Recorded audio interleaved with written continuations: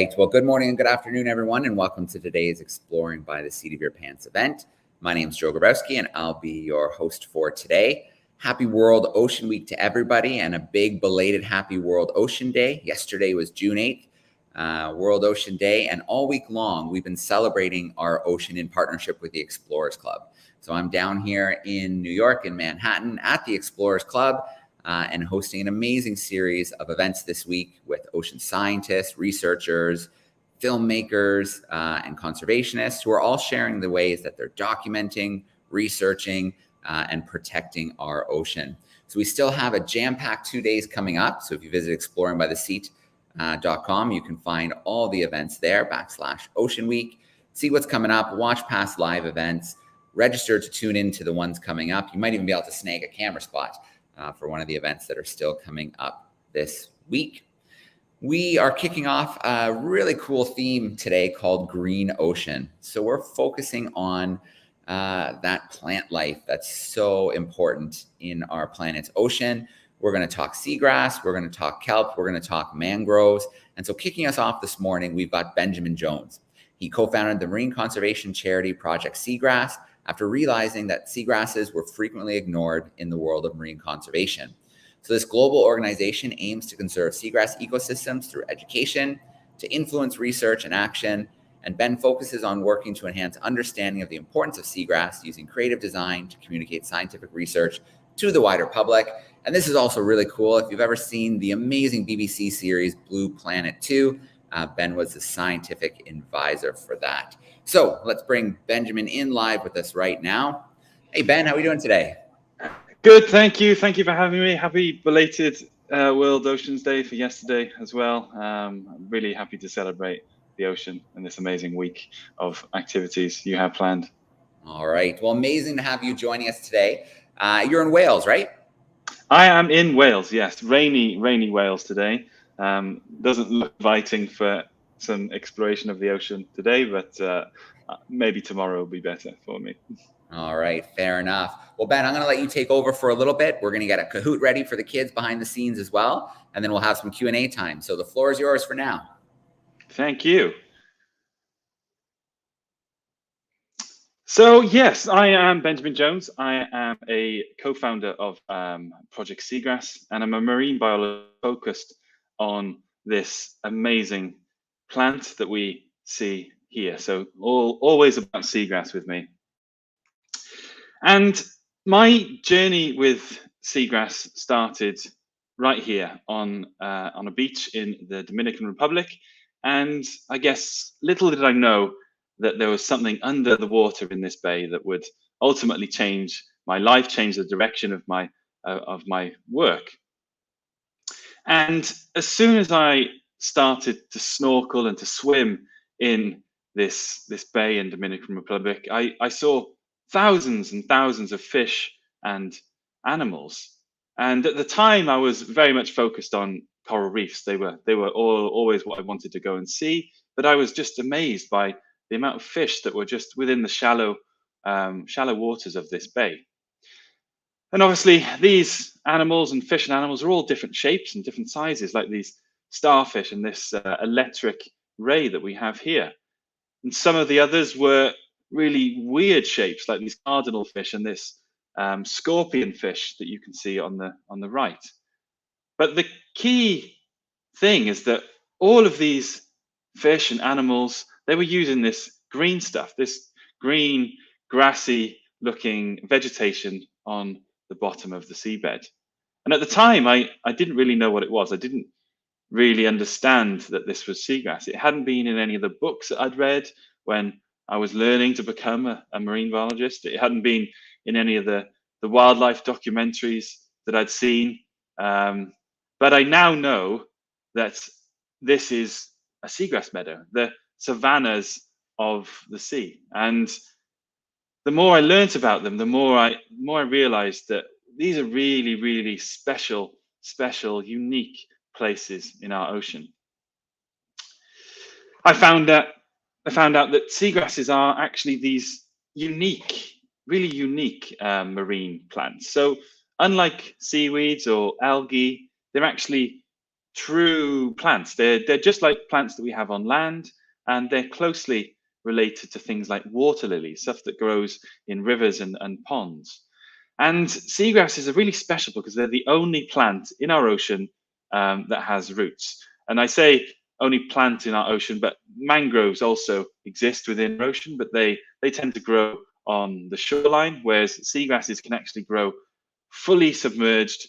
They live under the sea all day long, and that's where they grow. It's pretty amazing that they've been able to adapt in this environment. So just like flowering plants and just like the plants we have on land, seagrasses have flowers like the ones you can see here. They have fruits like these things, and they have seeds as well. That these are beginning to become seeds. Insects and the wind, pollination and the movement. These seeds is the marine and the currents of the water, so water movements. So we have small, cute little animals like these crustaceans here, and these have often been described as the bees of the sea because they pollinate seagrass flowers just like bees do for land plants. And we also have large grazers like turtles and dugongs, as well as birds, and these eat seagrasses, which obviously contain the seeds, and then they travel around the world with them, and then they pass them through their stomachs, and that helps seagrasses disperse and grow in different areas across the planet. And I also learned, the more I learned about seagrasses, I also learned more that they evolved actually 65 to 100 million years ago. So they're around when some of the dinosaurs were around, and they actually were probably eaten these marine sloths or things like herbivorous crocodiles that probably went extinct when lots of the other dinosaurs went extinct. But over the millions of years that followed, seagrasses evolved and adapted to live a life underwater. So we don't really know why they returned from the land. They went from the land to the sea. We don't really know that, but we know that now they've developed these special plant cells that can actually tolerate salt water.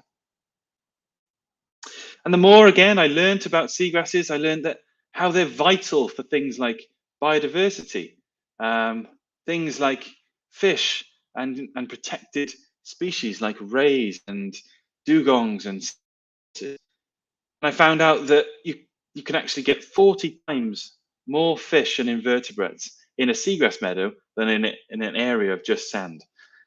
And I've also discovered since then that seagrasses support thousands of different fish species. So they're really, really important for biodiversity. They're hotspots of biodiversity and fish and invertebrate habitat.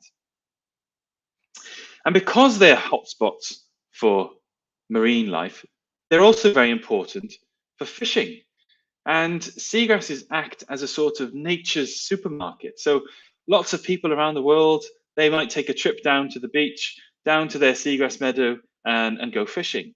And these are really important in places across the tropics, places in the Caribbean, across Southeast Asia and on the coasts of Africa.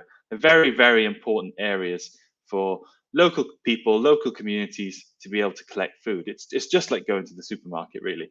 They're able to go to the beach, go to their seagrass meadow, and either use fishing rods and fishing nets to collect fish, or just collect things like sea urchins and snails from the seagrass that are then eaten by local communities. But seagrasses also have a really amazing role in climate change adaptation. So seagrasses absorb carbon from our atmosphere, and they have this unique ability to actually bury it underneath themselves, underneath their roots, and lock it away in the sediment. And some of the oldest known seagrass meadows in the world are up to 200,000 years old. And they're probably sitting on chunks of carbon that have been there for that long. So they're really, really important for helping us mitigate and helping us solve change. But throughout my journey with seagrass, I've also learned that they've been lost around the world. This image you see here is characteristic of lots of seagrass meadows around the world where we've lost the fish. It looks kind of unhealthy. It looks really unhealthy and doesn't look vibrant at all anymore. It's in a really, really sad and sorry state.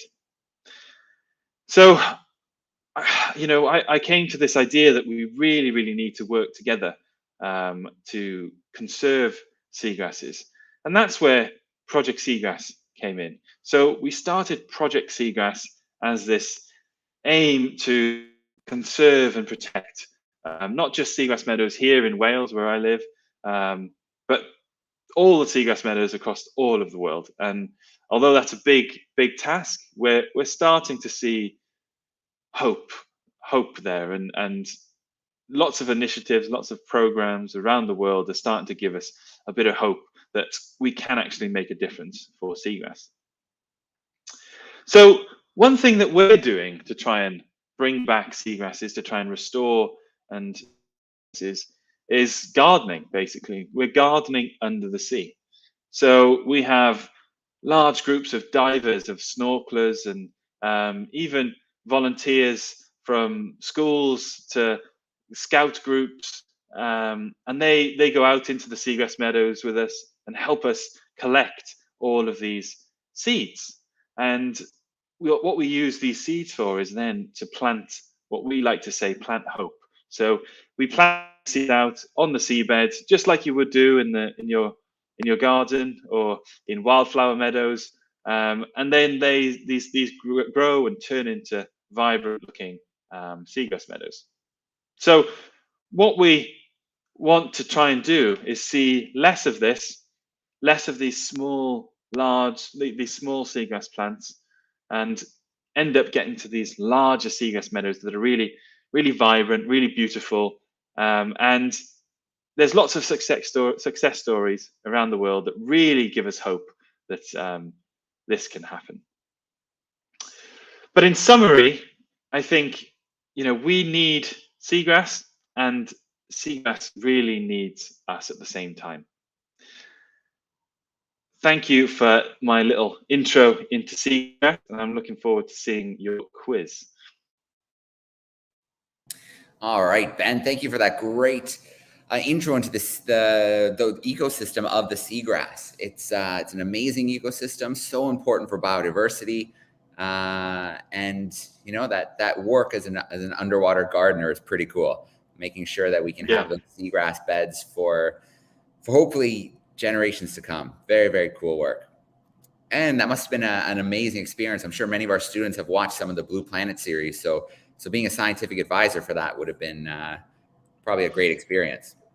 Oh yeah, I mean, it was really kind of unique, asked to help come up with statements and things that David Attenborough was then going to say in that series. So it's pretty special. Giving seagrass a platform too. Very cool. Exactly. Yeah. All right. Well, let's get into this Kahoot action. Let's see how well our students were paying attention. Let's see who comes out on top in this vicious seagrass Kahoot battle that we're going to have coming up here. So if you visit kahoot.it, it is going to ask you for a PIN number. I'm going to pop one up on the screen very shortly. So let's get that rolling right now. If you are lucky enough to have one-to-one technology, like a tablet or a Chromebook or your phone, something like that, you can jump right in individually. But if you're in the classroom and don't have one-to-one technology, you can absolutely, your teacher can put it up at the front and you can shout out your answers together. So here we go. The password for today the PIN is 824-2099. We'll give a few moments for some of our classrooms, some of our students to start entering. If you do have your portable device handy, you could scan the QR code. That'll work for you nicely as well. I see our crew joining. They automatically get animal names assigned to them. We've got the agile gator, the rational frog, the mighty octopus, the zany seal, the epic chicken. I haven't seen that one before. I like the polite shark. Yeah, very cool. There's some interesting ones too that just don't fit. Like there's been Arctic giraffe and things like that, but who knows? Maybe giraffes have visited the Arctic in the past on some kind of vacation. All right, a couple more, maybe 30 more seconds to get a few more students in here ready to rock and roll. There are 5 questions, a mixture of true and false and multiple choice. You have 20 seconds for each question. If you get it right, you're getting some points. If you get it right, but really quickly, you get even more points. If you get it wrong, but you're super fast when you get it wrong, nothing. We got nothing for you. You got to get it right, or you have to do it even quicker to end up on that leaderboard. So maybe 10 more seconds. See if we can push it up over 100 groups here. We're almost there. Oh, maybe we're going to stall out at 95. That's okay. Let's get this rolling. 3 seconds till we're live.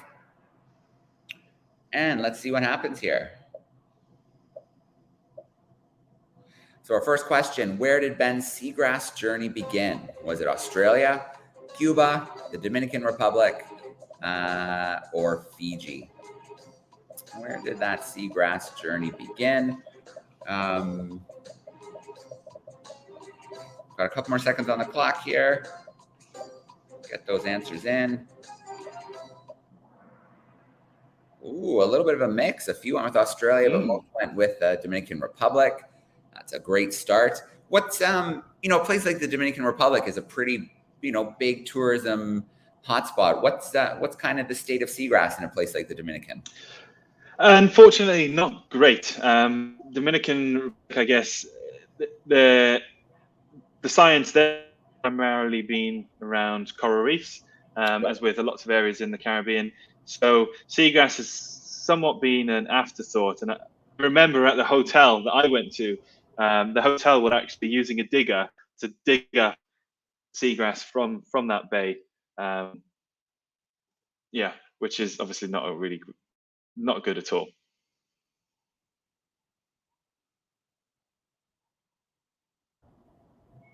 On that top spot. Let's jump to our next question, true and false. We should be quick with this one. Seagrass are the only plant in the ocean with roots. Was that true or false?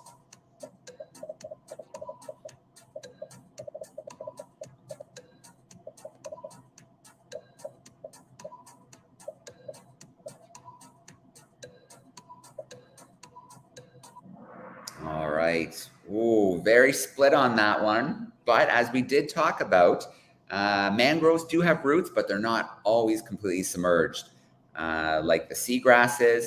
And we'll learn more about those amazing mangroves in about 40 minutes with Cheryl. So if you can stick around and keep the green ocean action going, obviously we'd love to have you with us. The happy hamster stealing that top spot. Let's jump into question 3. When did seagrass evolve? Was it 100,000 years ago? Maybe 5 to 10 million years, 30 to 40 million years? Or was it 65 to 100 million years ago? So was it kind of recent, or was it back there hanging out in the time of the dinosaurs? You got 2 more seconds to get that in there.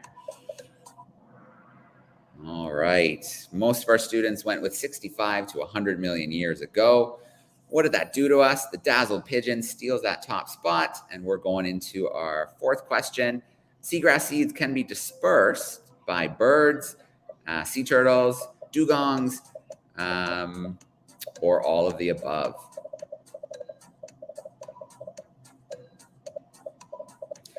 That's really cool. We always think about seeds being dispersed on land, like in the rainforest, by bats and birds and mammals. But yeah, in the ocean too, all of the above. Good job, crew. Nice. With that. Yeah. Dazzled pigeons holding on tight. Final question, true and false. Seagrass beds do not play a role in storing carbon. So they are not helpful in our battle against climate change. They do not play a large role in storing carbon.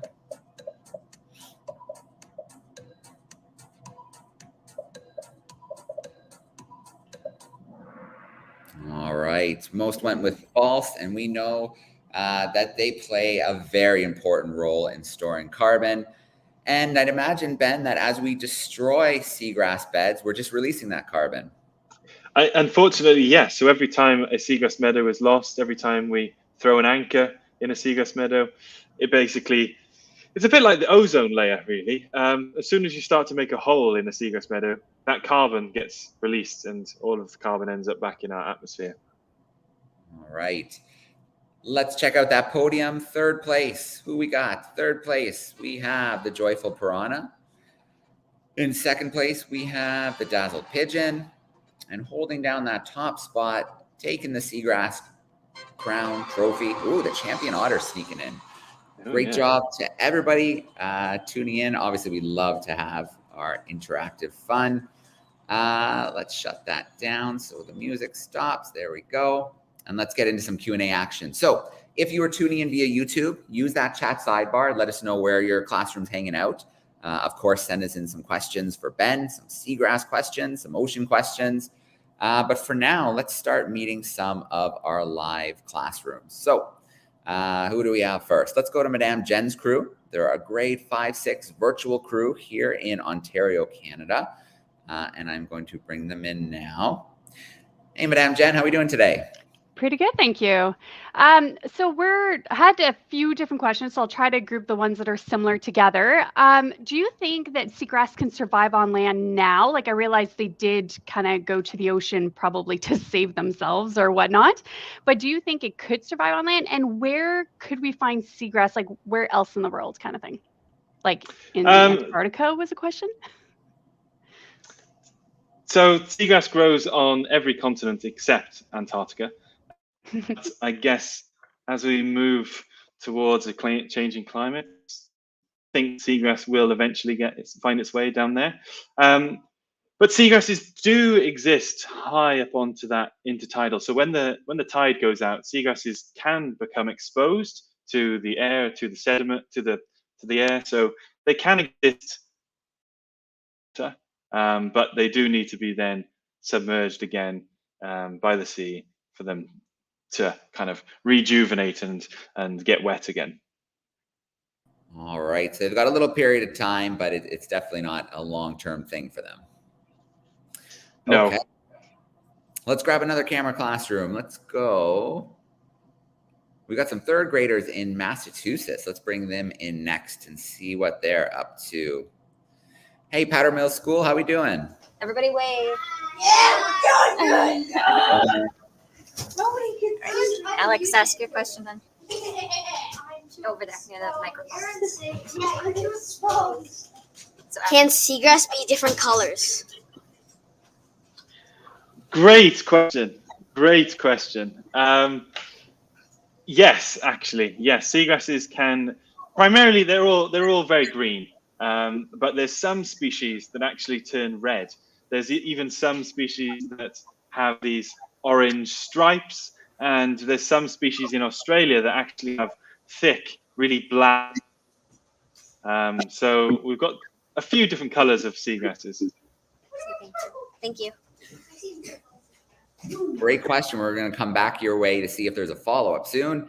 A shout out to our YouTube crew. I can see lots tuning in via YouTube. Don't be shy and get some seagrass questions into that YouTube chat for us because we don't want to leave out your classrooms. We're going to take a little jump back to Canada now. Miss Steinhoff's crew is hanging out with us. Let's bring them in. Hey, Guelph, how we doing? Well, I want to ask. Guelph, how we doing? We're doing good. Well, I want to ask a question. How did it feel like to be working for Blue Planet 2? Well, I mean, although I just did a very small part of the Blue Planet 2. I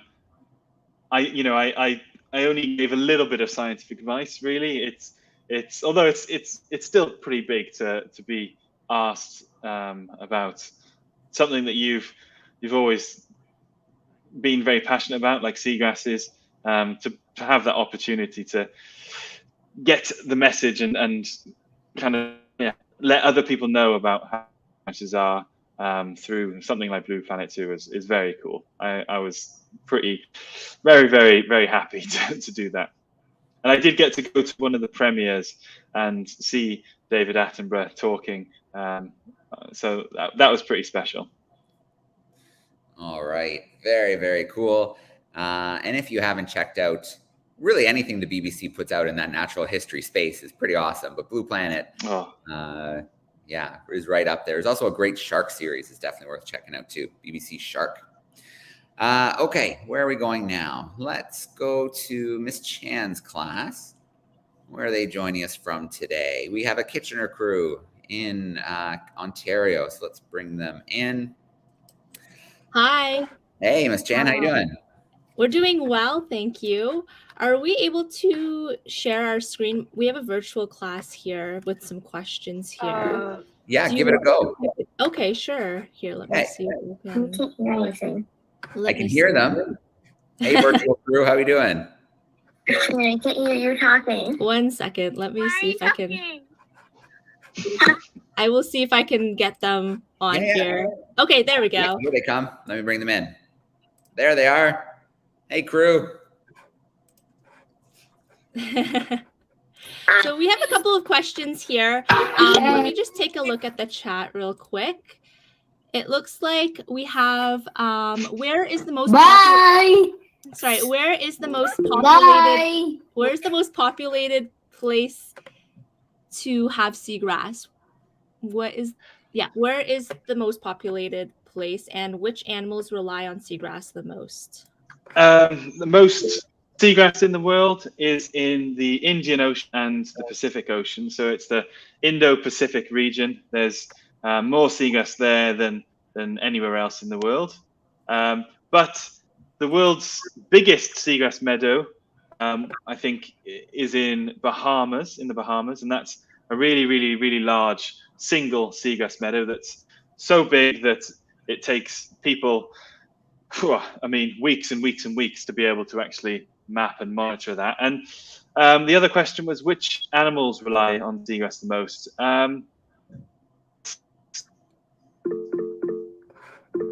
Probably, I would say probably fish. There's thousands and thousands of species of fish that rely on seagrass, and actually 1/5 of the world's biggest fishery species, things like the Atlantic cod, the Pacific cod and herring, they all rely on seagrass. Very, very important habitat for those species. Awesome. Thank you so much. Thanks. Great questions from your virtual crew. We'll try and come and visit again before you wrap up.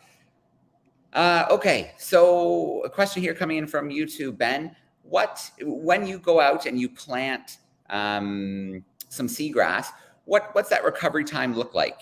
How quickly does it have to reestablish? Well, it's not something that's very rapid. So you could plant a group of seagrass seeds, and over a year you'd get one kind of tall seagrass plant. But it would take 5 to 10 years for that single plant to then expand out and turn into the images of those meadows that I showed. So it's not a process. So that's why it's so vitally important that we protect what is there currently, because it takes us a lot of time to be able to go from seed to leaf to big meadow. So 5 to 10 years. All right. All right, so let's swing through a few camera classrooms and see if they have some follow-ups for us. I'm going to mix things up. We're just going to pop in classrooms and surprise them. Miss Steinhoff's crew, let's get you in first. Steinhoff's crew, let's get you in first. How do you plant seagrass?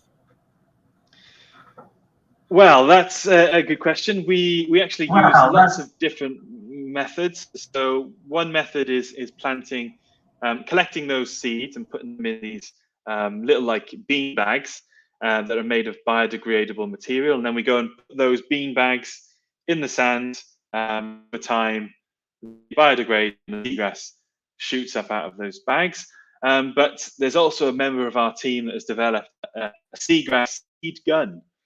So she uses this gun to point into the seagrass, and she basically shoots seagrass seeds into the sand, and that looks to be quite an interesting method for restoring larger areas of seagrass. So there's lots of different methods that we can use.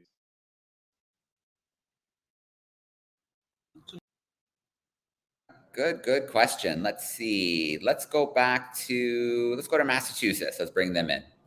I think I see someone bouncing to the front. Yep, that's us. All right, Michaela, get close to the microphone.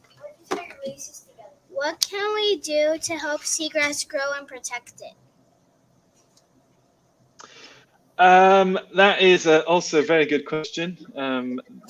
One of the largest problems that we have as seagrass scientists is that we don't actually know much about where seagrasses are growing. We don't know how much seagrass there is in the world. So actually, at Project Seagrass, we developed a mobile app called Seagrass Spotter, and you can download that mobile app, and you can go to the beach, you can go to areas around the world, anywhere near the ocean, and if you see seagrass, you can take a photo of it using this map, and it uploads it to then our global database that's used by scientists to help map and understand where seagrass is growing. Thank you. All right, cool question. I popped up the link to projectseagrass.org if you want to check it out and learn more.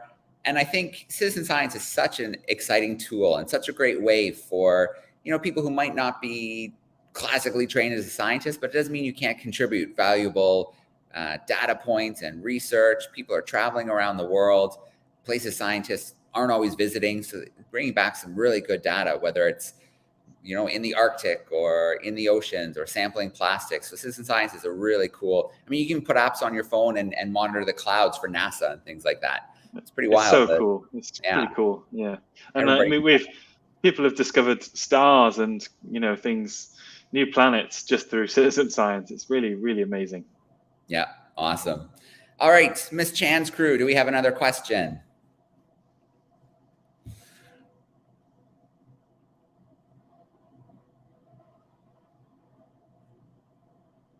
Sorry about that. Let me take a look here. It looks like most of our questions have been answered. Let me just double check. Any more questions, everyone? I think everything has been answered here. All right. If another one comes up, shoot me a message in the private chat. We'll bring you back in. Yeah, sounds good. Thank you. All right. Madame Jen, how are we doing over there? Good. So I had no idea I could share my screen out of all the presentations I've done. So I need to try this. Yeah, go for it. Sometimes it'll ask you for permission and then we're a little bit stuck, but maybe we'll be in luck. I will try it out. Yeah, go for it. Do you guys see anything yet? That's promising. Yeah, there you go. To me, it shows that it is sharing. Do you see it? Yeah, there we go. Hey, crew. Say hi, guys.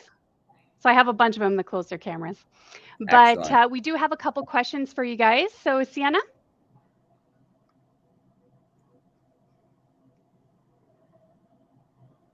And another one that's probably a very quick answer, Alexi?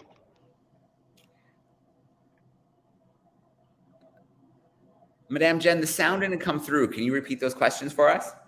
Yep. So, I guess I didn't share the sound. Oh, no. Okay. Now, so how tall can seagrass grow? And if seagrass didn't exist, how would it affect the ecosystem? Sorry, what was the second question? My connection seems to be a bit slow there. If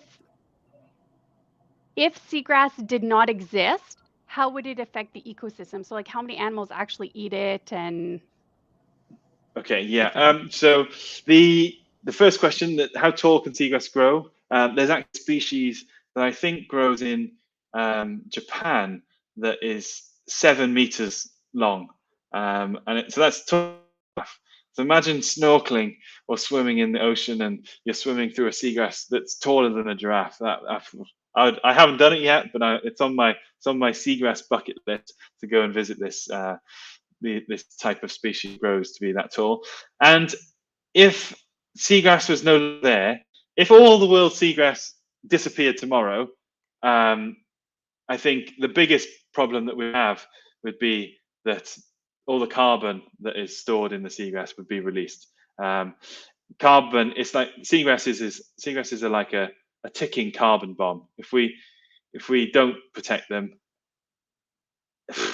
we can kiss goodbye to any Paris Agreement targets. It's a real worry. And I suppose there's lots of other things like the dugongs and the manatees and the green turtles. They eat seagrass, and that's all that really they eat. So if we were to lose a lot of seagrass tomorrow, it would be a big problem for many species. And I know in Florida this year and last year there was lots and lots of manatees that have been washing up and dying because seagrasses are basically dying as well, and those manatees are starving. So it wouldn't look very nice, I don't think, if we were to lose all the seagrass.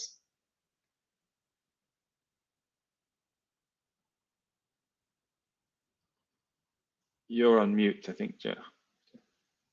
There we go.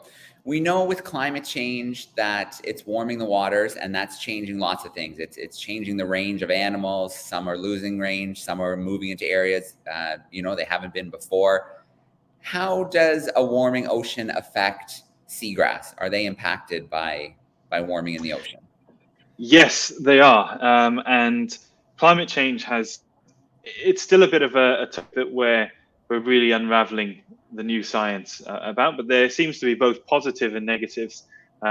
So actually, seagrasses, like lots of plants, if you warm them up, if you increase that temperature, they can actually increase their productivity. So seagrasses might do better in slightly warm, but obviously there are some species that exist within the range of their temperatures. So while some others might really do well in warming environments, those others are really going to get lost. Yeah. But they also, with climate change and increasing sea level rise, those distributions of seagrasses are going to change, because they can only grow at a certain depth where they can still reach that sunlight. So as sea rises, those seagrasses are going to have to come up further along the shore as well. So it's still a bit of I suppose, we don't really understand what the dynamics are, because we're only predicting and projecting. We haven't really seen the same sort of effects that we see with corals in seagrasses yet. Yeah. All right. So I think we have time to maybe squeeze in one more question before we wrap up. So if you are in a camera classroom or on YouTube, if you want to give me a wave if you're on camera, or pop a message into our chat, and we can jump in for maybe one more question. Oh, I see someone in.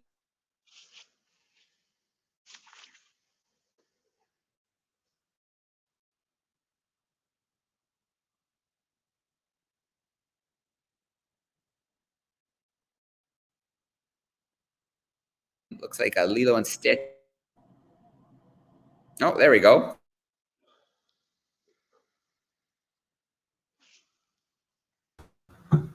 Okay. Can humans eat seagrass? Yes, we can. Sort of. Yes and no. We can eat the seagrass seed. Oh, we might have lost Ben. Oh, there he is. Yeah. Did you get that or not? We lost that, Ben. Okay. So we can eat the seeds, but we can't eat the leaves.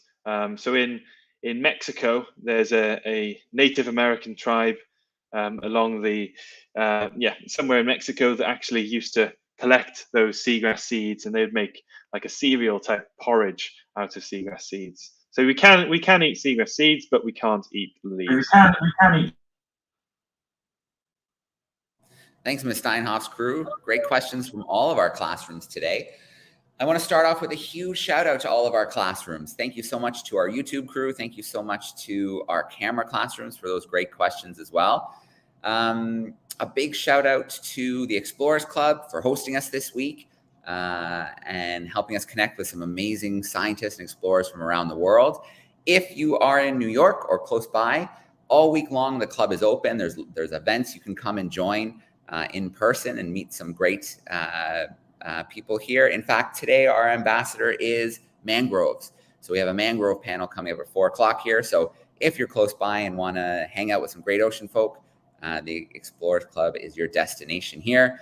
Ben, thank you so much. Thank you so much for taking us into that seagrass world, that super important ecosystem that, you know, like you noticed, wasn't getting the love, the respect, that it deserves.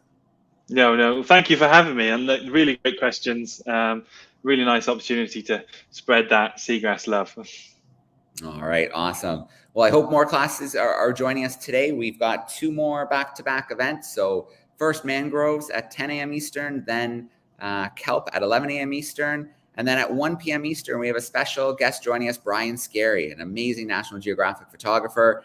And he's going to talk about the stories he's been doing about whales. Amazing footage, amazing pictures. So you don't want to miss that. That should be a lot of fun. Ben, thank you so much. Have a great rest of the week. Absolute pleasure to have you with us today. Thanks a lot. Thank you very much. All right, signing off for now. Thanks, everyone. Cheers. Bye-bye.